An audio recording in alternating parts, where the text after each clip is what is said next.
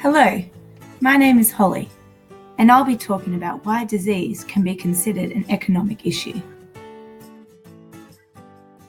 Picture this, you're sitting in a waiting room in an oncology department. You've been diagnosed with cancer and patiently waiting to find out results on how bad the outcome is. Is there anything to rid your body of this disease? What can you do? Picture this, you just come back from holidays overseas and you contract the deadly virus Ebola. You're bedridden in a hospital room fighting for your life. But what can you do? And picture this, you're sitting in a doctor's office, about to find out you've contracted HIV/AIDS. How will you cope with living with this disease? What can you do? People all around the world are asking themselves this very question. What can they do? These three diseases and many others all have something in common, and that's how they affect not only individuals, but also the economy of the world on a macro scale. Firstly, defining economics, which is the study of production, circulation, or consumptions of goods and services. Scarcity, meaning in short supply, and disease, which is a disorder of structure or function in a human that produces specific symptoms that is not a direct result of physical injury. General socioeconomic, environmental, cultural, and individual lifestyle factors are some social determinants that play a huge role to healthcare.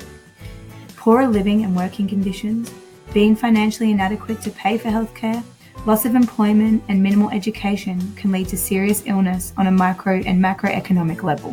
We can pinpoint a direct relationship between illness and income. But does getting sick equal getting poor? If you're a casual employee with a family and diagnosed with cancer, how will you afford to look after your family? Where will the money come from without a manageable income? Unfortunately, those in Australia who are most poor are twice as likely to suffer chronic illness on an average of 3 years earlier than most affluent. Have you ever thought about where the money for healthcare comes from in Australia? This is the total distribution of $121.4 billion of health funding in 2009 to 10. Australia's out-of-pocket payments in 2009 were higher than any median for all developed countries. So why is this relevant?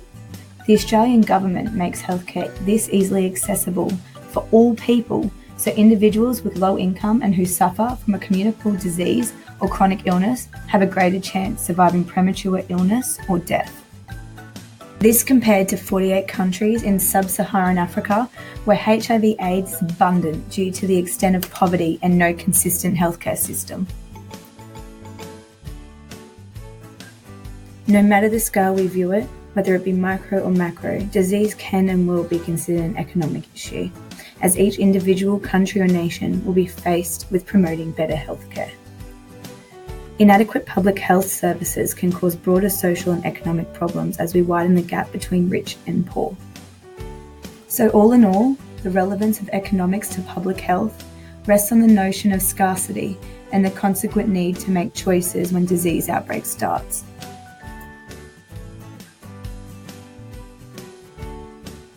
Thank you all for watching.